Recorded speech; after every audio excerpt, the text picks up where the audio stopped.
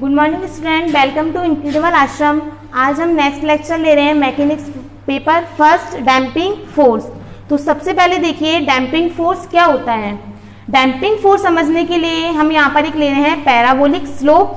अब इसमें यहाँ पर बात करते हैं हम एक बॉडी की जिसका मास आपके पास क्या है, स्मॉल m। अब हम क्या करते हैं, इस बॉडी को एक्सटर्नल फोर्स के द्वारा ए पॉइंट पर लेकर जाते हैं। ये कह सकते हो जैसे आप इस बॉडी को पी पॉइंट से ए पॉइंट तक ले जाते हो तो इसकी पोटेंशियल एनर्जी में क्या आता है, चेंज आता है। इसके कारण क्या होता है, इसकी अपोजिट डायरेक्शन में एक फोर्स लगता है, रिस्टोरिंग फोर्स या प्रत्यानयन बल जिसे हम कहते हैं एफ आर। तो आपके पास इस एफ आर की वैल्यू क्या होती है, माइनस के एक्स। अब हम बात करते हैं यदि इस बॉडी को हम फिर से छोड़ते हैं और ये कहाँ पर जाएगी, बी पॉइंट पर, तो इस तरह से क्या होता है, इसमें ऑक्सीलेशन होते रहते हैं। साथ के साथ टाइम के साथ इसमें क्या होता है, इसके एम्पलीट्यूड कम होते रहते हैं। वो क्या होता है आपके पास, डैम्पिंग फोर्स। उसी को हम बोलते हैं अवमंदन बल। अवमंदन जैसे कि आप नाम से ही समझ सकते हो, उसकी गति में क्या होना, अवरुद्ध उत्पन्न होना। तो ये आपके पास होता है डैम्पिंग फोर्स। अब हम इसके लिए बात करते हैं, एक इसमें लगता है फ्रैक्शन फोर्स। वो कैसे लगता है, इस बॉडी ए के और सरफेस के मध्य आपके पास क्या लगता है, एक फ्रैक्शन फोर्स, घर्षण बल। वो किसके अपोजिट होता है, मोशन के अपोजिट डायरेक्शन में। तो आपके फ्रैक्शन फोर्स एफ एफ कहाँ पर लगेगा, एफ आर के जस्ट अपोजिट डायरेक्शन में। तो आपके पास फ्रैक्शन फोर्स यानी घर्षण बल, जिसे डैम्पिंग फोर्स भी कहते हैं, तो इसकी वैल्यू आपके पास क्या होती है, डायरेक्टली प्रोपोर्शनल v, वेलोसिटी के डायरेक्टली प्रोपोर्शनल होती है। या कह सकते हो आप damping force F D equal minus lambda V. यहाँ पर आपके पास लैम्डा क्या होता है, अवमंदन गुणांक, अवमंदन गुणांक या डैम्पिंग कॉफिशिएंट।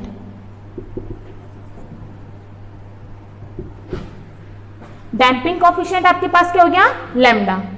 अब हम इसके लिए बात करें, इसके टोटल फोर्स जो आपके पास पी पॉइंट है, पी पॉइंट पर कार्यरत परिणामी बल या नेट फोर्स। तो नेट फोर्स आपके पास क्या होगा, इसमें restoring force plus damping force. सबसे पहले हम बात करते हैं डैम्पिंग फोर्स की। अगर हम इस डैम्पिंग फोर्स के लिए वेलोसिटी का टाइम के साथ रिलेशन निकालें तो क्या आएगा।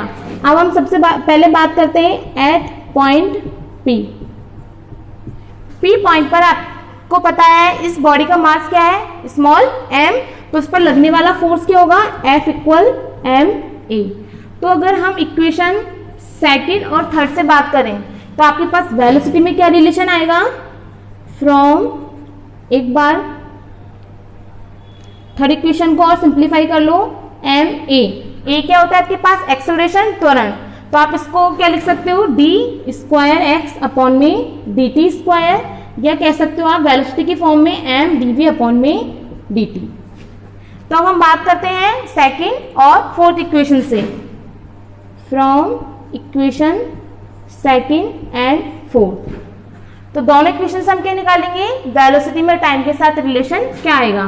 तो आप देखोगे एम डी वी अपॉन में D T equal minus lambda V. अब हम क्या करेंगे, वेलोसिटी वाली टर्म एक तरफ ले आएंगे और टाइम वाली टर्म एक साथ ले जाते हैं। तो डी वी अपॉन में v equal minus lambda upon में एम डी टी। अब हमें क्या करना है, इसका इंटीग्रेशन, ताकि आपके पास क्या आ जाएगा, वेलोसिटी और टाइम में रिलेशन आ जाएगा। तो इसमें देखो आपके पास क्या आएगा, इंटीग्रेशन करो इसका, इंटीग्रेशन करोगे तो आपके पास क्या आएगा, लॉग v। पहले इसकी लिमिट और देख लो, यहां पर देखो टाइम आपके पास जब क्या है, 0, तो उसकी हम वेलोसिटी यहाँ पर मान रहे हो उस पार्टिकल की v वेलोसिटी, कि वो v वेलोसिटी से क्या कर रहा है, मूव कर रहा है। तो t इक्वल 0 पर उसकी वेलोसिटी क्या है, v। उसके बाद हम बात करते हैं जब टाइम t होता है, टाइम t पर उसकी वेलोसिटी हमने मैक्सिमम मान ली है v नॉट। तो अब इसका इंटीग्रेशन करोगे तो आपके पास क्या आएगा, लॉग v नॉट से v equal minus lambda upon में m, और dt का इंटीग्रेशन करोगे तो क्या आएगा, t। इसकी लिमिट आएगी आपके पास 0 से t। इसको ओपन कर लो, log v minus log v not equal minus lambda upon में m t। और इसको सिंप्लीफाई कर सकते हो आप log के फॉर्मूले से, log v अपॉन में v not equal minus lambda upon में m t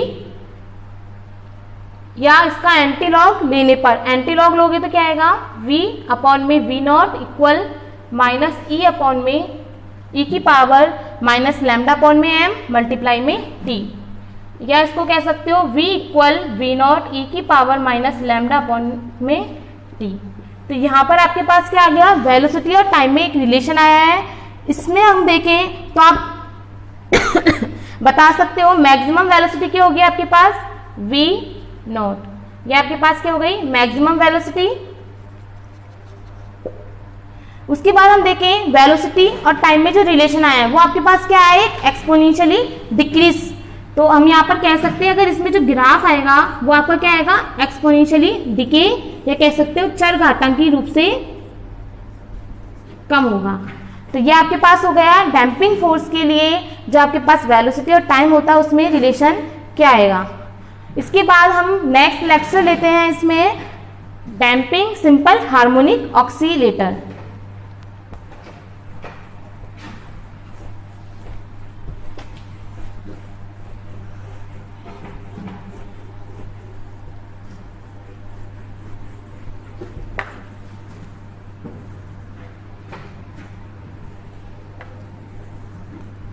अब हम नेक्स्ट लेक्चर लेते हैं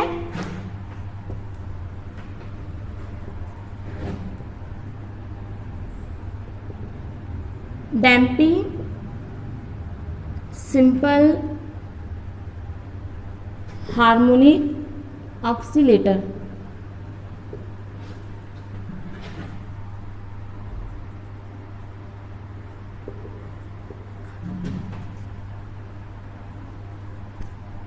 इसको डैम्प कर लो, डैम्प सिंपल हार्मोनिक ऑक्सीलेटर, अवमंदित सरल आवर्ती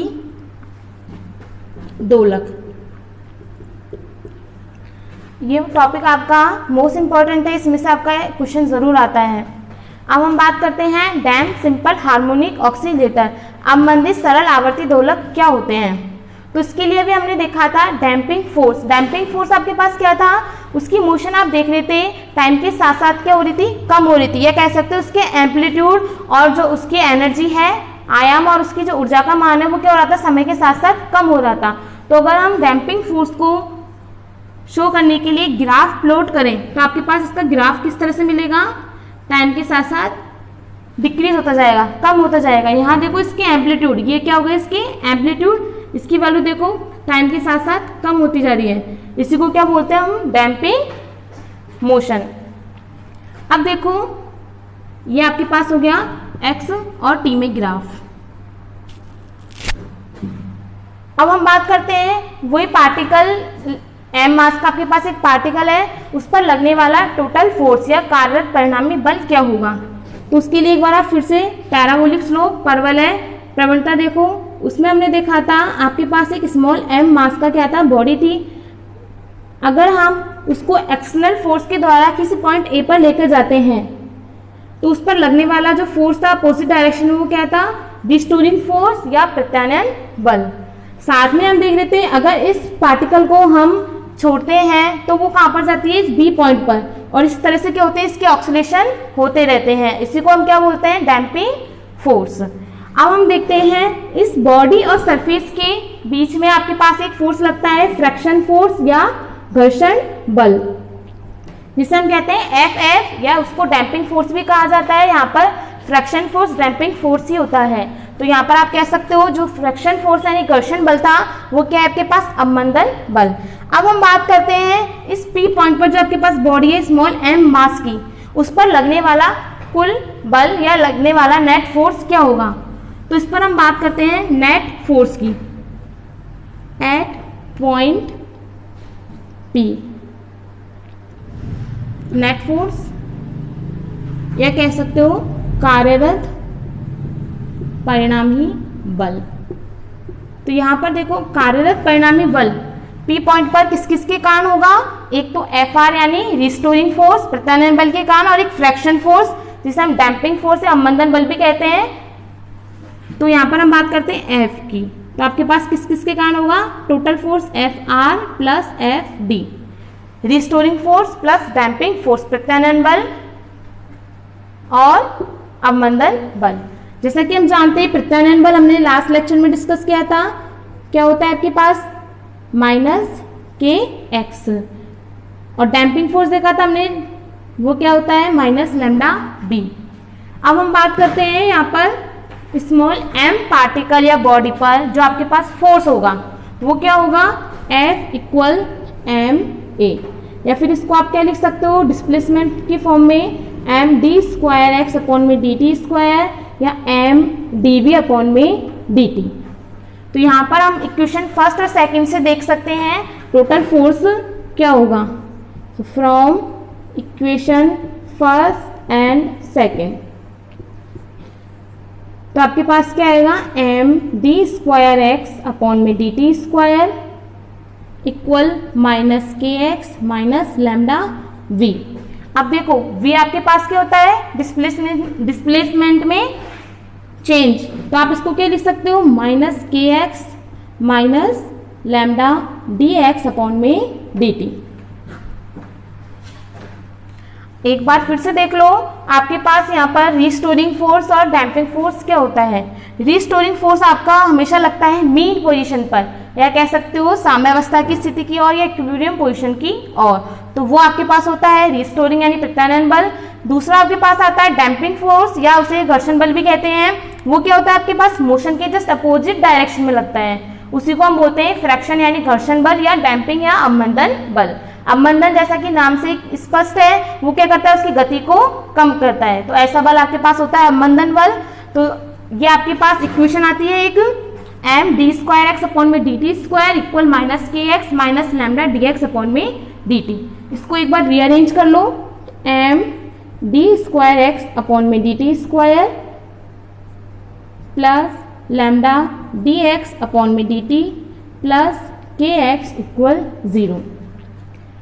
इसको फिर से सिंप्लीफाई कर लो, डी स्क्वायर एक्स अपॉन में D T square plus lambda upon में एम डी एक्स अपॉन में डी टी प्लस के अपॉन में एम एक्स इक्वल 0। यहाँ पर हमें पता है x क्या है, ये m पार्टिकल का जो आपके पास स्मॉल m मास का आपके पास जो पार्टिकल है उसका डिस्प्लेसमेंट। तो अगर हम इस इक्वेशन को देखें तो ये इक्वेशन आपके पास कौन सी होती है, सेकंड ऑर्डर डिफरेंशियल इक्वेशन। तो आपके पास इक्वेशन थर्ड क्या हो गई, second order differential equation.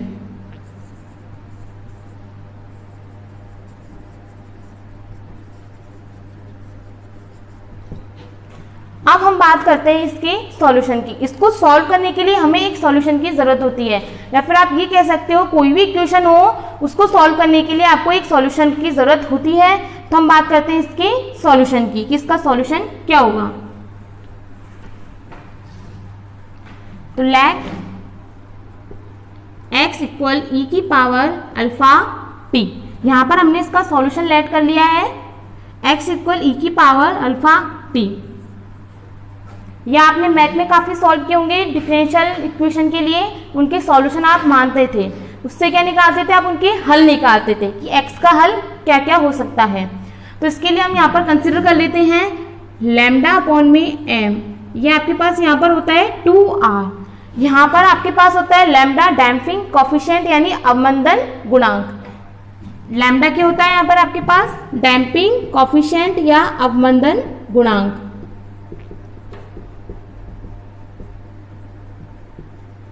Damping coefficient, तो हमें पता है लैम्डा आपके पास एक कोफिशिएंट यानी गुणांक है, और m आपके पास क्या है, कांस्टेंट बॉडी या पार्टिकल का मास। तो इनका जो भी रेशियो होगा वो हमें क्या मान रहे हैं, 2r। ये भी आपके पास क्या होगा, एक कांस्टेंट टर्म होती है। हमने ये माना है इसको सॉल्व करने के लिए, आगे देखना इसका सॉल्यूशन क्या आएगा, फिर आपको समझ में आ जाएगा ये 2r यहाँ पर क्यों कंसिडर किया है।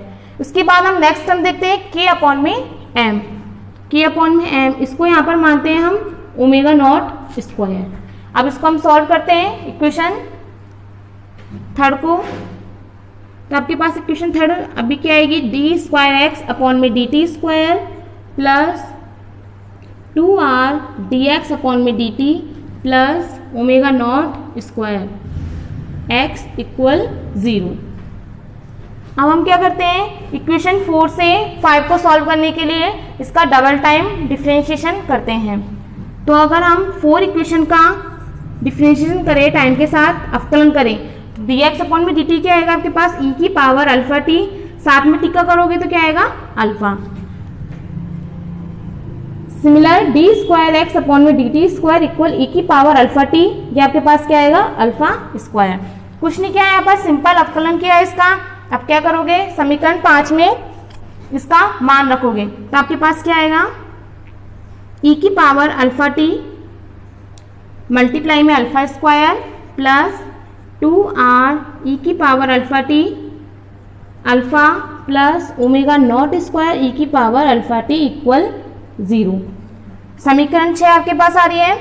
आप देखो तीनों टर्म में आपके पास क्या है, यहाँ पर ई की पावर अल्फा टी। अब हम क्या करेंगे, यहाँ से इसको कॉमन ले लेते हैं तो आपके पास क्या आएगा alpha square plus 2r alpha plus omega naught square E की पावर अल्फा टी हमने इसमें कॉमन ले लिया है। तो आपके पास क्या है यहाँ पर ई की पावर अल्फा टी ब्रैकेट के बाहर इक्वल 0। अब हम इसके लिए कंडीशन देखते हैं कि इसका जो सॉल्यूशन हमने माना है वो 0 हो सकता है नहीं। तो हम देखेंगे यहाँ पर इफ यदि ई की power alpha T is not equal to 0, यदि इसका हल का मान 0 नहीं हो तो आपके पास यहाँ पर अल्फा की वैल्यू क्या क्या आएगी वो हम देखते हैं। तो आपके पास क्या आएगा समीकरण 7 से alpha square plus 2r alpha plus omega naught square equal 0। तो आपके पास समीकरण 8 यहाँ पर आती है alpha square plus 2r alpha plus omega naught square equal 0। अब इसके सॉल्यूशन निकालते हैं हम।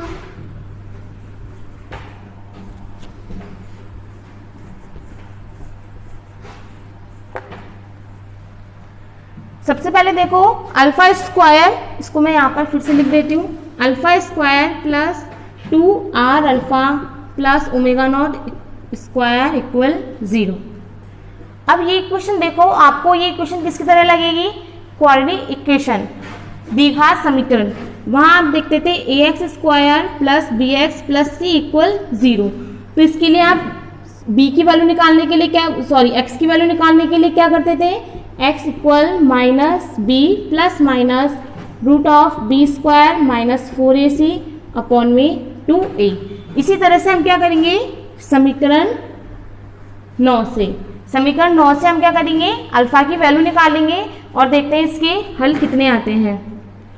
तो यहाँ पर आप क्या करोगे अल्फा इक्वल माइनस बी आपके पास यहाँ पर क्या होगा, साइड में लिख देती हूँ, v आपके पास होगा यहाँ पर 2r, a आपके पास होगा 1 और c होगा ओमेगा नॉट स्क्वायर। तो v की वैल्यू रखो 2r plus minus B square यानी 2r का होल स्क्वायर माइनस 4, a की वैल्यू 1 और c की वैल्यू ओमेगा नॉट स्क्वायर अपॉन में 2, a की वैल्यू 1। आगे देखिए alpha equal minus 2r plus minus यहाँ पर आपके पास हो जाएगा 4r square minus 4 omega naught square upon में 2। अब देखिए आपके पास जो सेकेंड टर्म है इसमें 4r square minus 4 omega naught square, यहाँ से अगर हम 4 को कॉमन लेंगे रूट में से तो आपके पास क्या निकल के आएगा 2। तो आपके अगर आप इसको और सिंप्लीफाई करोगे तो क्या आएगा alpha equal minus 2r plus minus 2 root में r square minus omega naught square upon में 2। तो यहाँ से हम देखते हैं 2 से 2 कैंसिल हो जाएगा। तो आपके पास क्या आएगा alpha equal minus r plus minus root में r square minus omega naught square. तो आपके पास यहाँ पर अल्फा के 2 वैल्यू आई है, एक तो आई है प्लस वाली और एक आई है माइनस वाली। तो यहाँ पर हम कह सकते हैं जो अल्फा की वैल्यू है 2 मिलती है आपको पॉजिटिव और नेगेटिव। तो इसके लिए हम जो इसका सॉल्यूशन माना था हमने x इक्वल ई की पावर अल्फा टी, तो यहाँ पर हम क्या करेंगे इसके लिए 2 कोफिशिएंट कंसिडर करेंगे क्योंकि आपके पास अल्फा की 2 वैल्यू आई है पॉजिटिव और नेगेटिव। हमें पता है अल्फा की जितनी भी वैल्यू होगी सबके लिए उसका गुणांक यानी कोफिशिएंट अलग अलग होगा, या कह सकते हो उसके लिए उसका आयाम यानी एम्पलीट्यूड अलग अलग होगा। तो हम यहाँ पर बात करते हैं इसके सॉल्यूशन की, तो हम देखते हैं इसका सॉल्यूशन क्या होगा।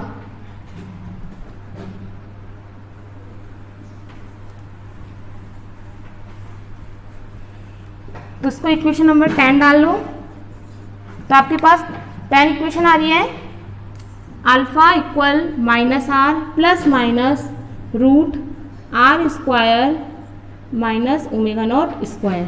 अब हमें पता है यहाँ पर अल्फा की आपके पास 2 वैल्यू आई है, तो हम इक्वेशन 4 से देखेंगे तो आपके पास क्या निकल के आएगा, x इक्वल, यहाँ पर हमने अनदर कांस्टेंट ले लिया है a e की पावर अल्फा। पहले हम पॉजिटिव वैल्यू की बात कर रहे हैं, तो आपके पास क्या आएगा माइनस आर प्लस रूट में R square minus omega naught square multiply में t।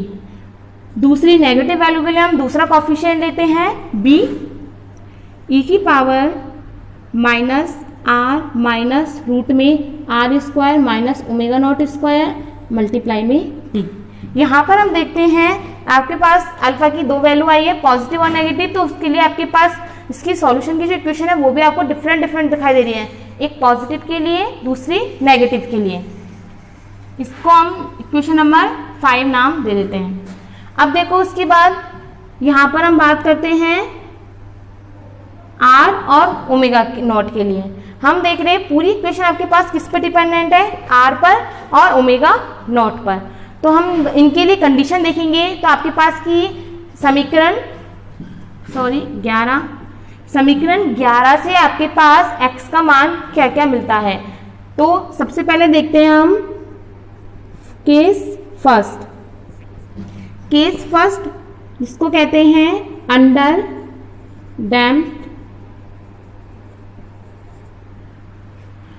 डैम्प्ड मतलब न्यून अवमंदक।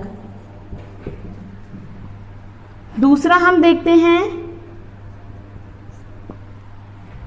क्रिटिकल डैम्प, इसको हम कहते हैं क्रांतिक अवमंदक। तीसरा केस आपके पास है ओवर डैम, ये आपके पास होता है अति अवमंदक। अब हम देखेंगे अंडर डैम की कंडीशन क्या होती है, क्रिटिकल डैम की क्या होती है और ओवर डैम की क्या होती है। तो उसके लिए हमें देखना है आर और ओमेगा की वैल्यू क्या क्या होगी या इनको किस तरह से आप चेंज कर सकते हो। तो फर्स्ट हम देखते हैं अंडर डैम्प्ड, इसके लिए आपके पास होता है आर जो आपके पास वैल्यू होगी वो क्या होगी, ओमेगा नॉट से ज़्यादा होगी। ठीक, उसके बाद आपके पास है क्रिटिकल डैम्प, इसकी जो आपके पास वैल्यू होगी वो ऑलमोस्ट ओमेगा नॉट के इक्वल होगी। तीसरी कंडीशन है आपके पास R is very less than omega naught, या आप स्क्वायर भी लगा सकते हो। हमें पता है आर और ओमेगा नॉट ये क्या है, एक दूसरे पर निर्भर कर रहे हैं। तो हम यहाँ पर फर्स्ट कंडीशन देख रहे हैं अंडर डैम्प यानी न्यून अवमंदक। न्यून अवमंदक की कंडीशन में आपके पास क्या आ रहा है, R is greater omega not.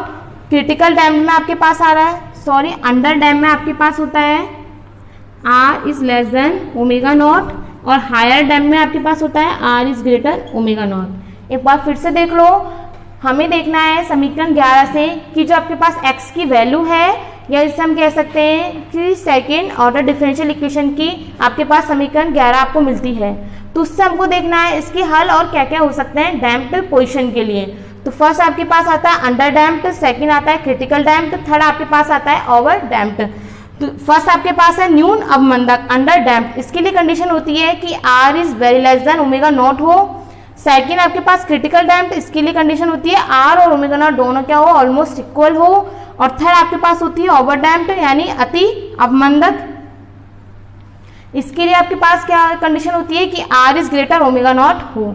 तो हम क्या करेंगे नेक्स्ट लेक्चर में समीकरण 11 में हम इन तीनों कंडीशन को अप्लाई करेंगे और साथ में इसका ग्राफ प्लॉट करेंगे कि तीनों कंडीशन के लिए ग्राफ आपको किस तरह से मिलता है। Thanks for watching. अगर आपको वीडियो अच्छा लगा हो तो शेयर, कमेंट, लाइक, सब्सक्राइब कीजिए, और अगर आपको कोई भी प्रॉब्लम हो तो आप कमेंट बॉक्स में जाकर हमें ज़रूर बता सकते हैं।